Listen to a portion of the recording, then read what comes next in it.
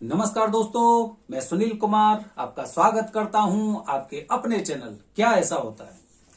दोस्तों, जैसे मैंने आपको बताया था कि जो लोग शिवपुराण का पाठ नहीं कर पाते हैं, उन्हें पढ़ने में प्रॉब्लम होती है या फिर वो उसके लिए समय नहीं निकाल पाते, तो मैं उनको शिवपुराण में लिखी हुई बातों को वीडियो के माध्यम से शेयर करूंगा। तो मेरा आज का टॉपिक है शिवपुराण क्या है। सब लोग जानते हैं शिवपुराण भाई एक ग्रंथ है या शिवपुराण ऐसी एक पुस्तक है जिसमें कि भगवान शिव के बारे में बताया गया है।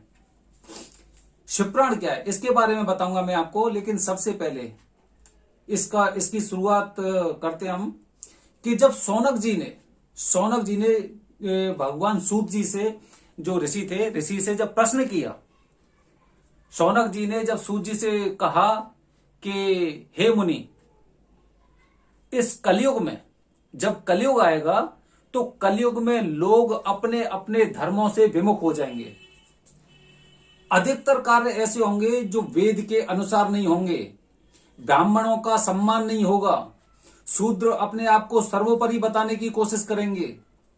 महिलाएं अपने धर्म से विमुख हो जाएंगी और ज्यादातर लोगों में आसुरी भाव उत्पन्न होगा। आसुरी भाव का मतलब समझ रहे हैं? जो राक्षसों में होता था, असुर राक्षसों में जो होता था, जो उनकी गतिविधियां होती थी, उनके कार्य होते थे, तब लोगों का कल्याण कैसे होगा, भला कैसे होगा उनका। तो जब उन्होंने ये वाली बात सौनक जी से पूछी तो सूत जी ने कहा कि आप धन्य हैं कि आपके मन में लोगों के कल्याण के लिए कुछ भावना आई है। आप लोगों का हित चाहते हो, इसीलिए आपने मुझसे यह सवाल किया है। मैं भी आपको बताऊंगा उन सब चीजों के बारे में जिससे कलयुग में भी लोगों का भला हो सकता है। तो उन्होंने बताया कि सबसे पहले जो व्यास जी थे, व्यास जी ने शिवपुराण की रचना की थी। जो सनत कुमार जी थे, उनसे उपदेश पाकर व्यास जी ने शिवपुराण की रचना की, जिसमें 24,000 श्लोक और 7 संहिता हैं।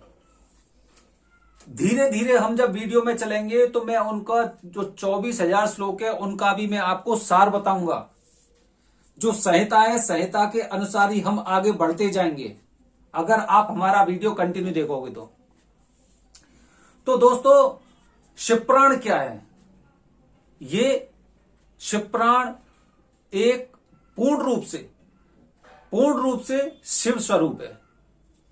शिवपुराण एक ऐसा ग्रंथ है जिसे व्यास जी ने संत सनत कुमार के उपदेश से शिवपुराण की रचना की, और उसमें जो बातें लिखी हुई हैं, जो कार्य लिखे हुए हैं, वो पूरी तरह से ऐसे लिखे हुए हैं जैसे कि भगवान शिव की जीवनी। शिवपुराण लोगों के लिए, लोगों के भलाई के लिए इसीलिए रचना की गई थी कि लोग उनका सम्मान करें और भगवान शिव को जानें। शिवपुराण अगर आप पढ़ते हो, शिवपुराण हर इंसान को पढ़नी चाहिए। शिवपुराण हमें बताती है कि हम अर्थ धर्म काम और मोक्ष, इन सब से दूर मोक्ष को कैसे प्राप्त करते हैं। मोक्ष क्या है? मोक्ष ही शिव धाम है। जो शिव जी का धाम है वो मोक्ष है। जब इंसान मोक्ष पे पहुंच जाता है तो पुनर्जन्म उसके, वो जन्म पे जन्म वो उसके खत्म हो जाते हैं। अब मोक्ष तक कैसे पहुंचेगा इंसान? आपको अपने अंदर शिवपुराण पढ़ने की आदत डालनी चाहिए। शिवपुराण को वाचना भी अपने कर्मों को सुधारने जैसा है। शिवपुराण का पूजन करना चाहिए। शिवपुराण का अगर आप नियमित रूप से पूजन कर रहे हो तो आप भी पुण्यात्मा बन सकते हो, और हम लोग दावे से कह सकते हैं कि आप किसी का अहित नहीं कर सकते। शिवपुराण पढ़ते रहिए और उसमें खो जाइए, मन लगाकर उसे पढ़िए, फॉर्मेलिटी के लिए नहीं। नियमित रूप से शिवपुराण पढ़िए, और जब शिवपुराण आप पढ़ेंगे तो आपको उसमें हर चीज ऐसी दिखाई देगी जो आपके रास्ते को, आगे के रास्ते को तय करती है। तो शिवपुराण क्या है? संपूर्ण सिद्धांत से संपन्न भक्ति को बढ़ाने वाला, संपूर्ण ज्ञान से, संपूर्ण सिद्धांत से संपन्न भक्ति को बढ़ाने वाला, शिव जी को संतुष्ट करने वाला, संपूर्ण सिद्धांत से भक्ति को बढ़ाने वाला, शिव जी को संतुष्ट करने वाला, अमृत के समान जो दिव्य शास्त्र है, अमृत के समान जो दिव्य शास्त्र है, वही शिव पुराण है। संपूर्ण सिद्धांतों को, संपूर्ण सिद्धांत समझ रहे हो, संपूर्ण सिद्धांत से संपन्न, सबसे पहले सिद्धांत आपके पूरी तरह से संपूर्ण होने चाहिए। संपूर्ण सिद्धांतों से संपन्न भक्ति को बढ़ाने वाला, अमृत के समान दिव्य शास्त्र, वही शिव पुराण है। क्योंकि लोग कलयुग में अपने धर्म से विमुख होंगे, किसी को चिंता नहीं रहेगी। अधिकतर लोग क्या कहेंगे? अधिकतर लोग इन्हीं बातों को कहेंगे, जो भी सुख लेना है ले लो अभी, फिर पता नहीं जन्म मिले नहीं मिले। और इसके लिए वो गलत रास्ते भी अपनाते हैं, वो अपने धर्म से विमुख हो जाते हैं, गलत रास्तों को अपनाते हैं। कोई भी कार्य वेद के अनुसार नहीं होगा, लोगों में आसुरी भाव आएगा, कुतर्क करने का प्रयास करेंगे लोग। जैसे मैं एक एग्जांपल देता हूं आपको, लोगों से कहते हैं कि आपको मांस का सेवन नहीं करना चाहिए, तो लोग कुतर्क क्या देते हैं कि भाई खेती तो अब से होने लगी है, पहले तो लोग शिकार करके ही खाते थे। आप सोचिए, ये कुतर्क है। क्या भगवान श्री कृष्ण के बारे में आपने कभी सुना है कि उन्होंने मांस का भक्षण किया था? क्या भगवान श्री राम के समय में आपने सुना है कि राजा दशरथ, भगवान श्री राम या अयोध्यावासी थे, क्या वो इन चीजों का सेवन करते थे? क्या भगवान शिव के बारे में आपने सुना है?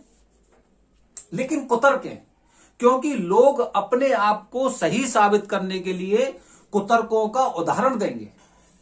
वही कलयुग है। अभी तो कलयुग चरम सीमा पर आएगा। आप रोजाना देख सकते हैं, किसी भी न्यूज़पेपर में कहीं पर भी पढ़ सकते हैं, कैसे कैसे दुष्प्रचार हो रहे हैं। उन दुष्प्रचारों की सूची जब आप देखेंगे तो आप कहेंगे कलयुग अपनी चरम सीमा पर है। क्योंकि लोगों ने ग्रंथों को, धर्मों को किनारे कर रखा है। वो केवल आज का सुख जीना चाहते हैं, अपनी आत्मा के सुख से भटके हुए हैं वो। उन्हें मोक्ष नहीं चाहिए, उनका उद्देश्य मोक्ष पाना है ही नहीं। कोई किसी को बड़ा बताने की कोशिश करता है, कोई सबके सामने खुद अपने आप को बुद्धिमान प्रदर्शित करने की कोशिश करता है। कलयुग तो इसी तरह, यही वाले क्वेश्चन, यही वाले सवाल जब शौनक जी ने सूत जी से किए थे, तो सूत जी ने उनसे यही कहा था कि उस समय जब कलयुग अपनी चरम सीमा पर होगा, तो व्यास जी के द्वारा जो शिव पुराण की रचना की गई थी, संत सनत कुमार के उपदेश के अनुसार, अगर आप मन से, भक्ति भाव से अगर उसका पाठ कर रहे हो, उसको अपने मन के द्वारा, मन से, दिल से उसकी पूजा कर रहे हो, और पूरे दास भाव से उसी भक्ति में लगे हुए हो जो कार्य उस शिव पुराण में बताए गए हैं, तो आप भी कलयुग में पुण्यात्मा बन सकते हैं। और इसमें कोई संदेह नहीं है, किसी प्रकार का कोई संदेह नहीं है। एक एक टॉपिक को मैं बताऊंगा कि किसने शिव पुराण का पाठ किया और उसकी क्या गति हुई, क्योंकि शिव पुराण के भी नियम होते हैं, नियमों को समझना पड़ेगा। अगर आप शिव पुराण का पाठ कर रहे हो तो आपको नियमित रूप से पाठ करना है। जो विधि बताई गई है उस विधि को आपको फॉलो करना है, और चीजें अपने शरीर में, अपने अंदर तक वो उतारनी है। शुरुआत में ये कार्य असंभव सा लगता है, लेकिन जैसे ही पहला अध्याय, दूसरा अध्याय, तीसरा अध्याय, चौथा अध्याय, जब एक संहिता आपकी खत्म होती है, तो आपके अंदर वो भाव आने लग जाता है। आपका दिल, आपकी आत्मा उन बातों को स्वीकार करने लग जाती है कि शिव पुराण में जो बातें लिखी हुई हैं वो पूरी तरह से सत्य हैं। तो दोस्तों, अभी मैंने आपको कोई उदाहरण नहीं दिया है, अभी मैंने बताया है शिव पुराण क्या है। पहले शिव पुराण की अहमियत को हमें समझना पड़ेगा। शिव पुराण की अहमियत क्या है, शिव पुराण क्या है। शिव को किसी ने नहीं देखा है, लेकिन फिर भी लोग मोक्ष की बात क्यों करते हैं। शिव पुराण शिव स्वरूप है। एकदम शिव पुराण को आप एकदम पैर के अंगूठे से लेके, बल्कि उसके नाखून से लेके और सिर के बाल तक जो शिव जी का स्वरूप है वही शिव पुराण है। उसमें भगवान शिव के सारे चरित्रों का चित्रण किया गया है, रचना की गई है। एक एक बात बड़े तरीके से और सिद्धांत स्वरूप तरीके से लिखी हुई है।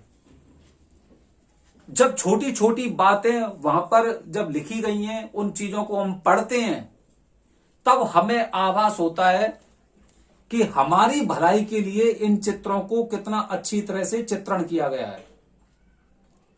हम लोग मार्केट से बुक्स वगैरह ले आते हैं, लेकिन उनका पाठ नहीं करते हैं, और किया होगा तो ज्यादा से ज्यादा एक बार कर लेते हैं। पहली बार अगर आप वो चीजें पढ़ रहे हैं, उनका पाठ कर रहे हैं, तो आपको पढ़ने में अच्छी लग सकती है, लेकिन जब आपके अंदर ये आदत बन जाएगी तो आप अपनी जिंदगी खुद देखना कि शिव पुराण का पाठ करने से आदमी खुद शिव स्वरूप हो जाता है, क्योंकि उसे शिव धाम प्राप्त हो जाता है, मोक्ष प्राप्त होने लग जाती है उसे। उसका रास्ता एकदम मोक्ष की ओर बढ़ता जाता है। वो कभी कोई गलत कार्य नहीं करेगा, कोई कुतर्क नहीं करेगा, और धर्म के अनुरूप ही कार्य करेगा। शिव पुराण इंसान को शिव स्वरूप बना देती है। तो जैसे मैंने आपको बताया था, संपूर्ण सिद्धांत से भक्ति के अनुसार, संपूर्ण सिद्धांत से भक्ति के अनुसार जो कार्य होता है, मतलब जो रचना की गई है,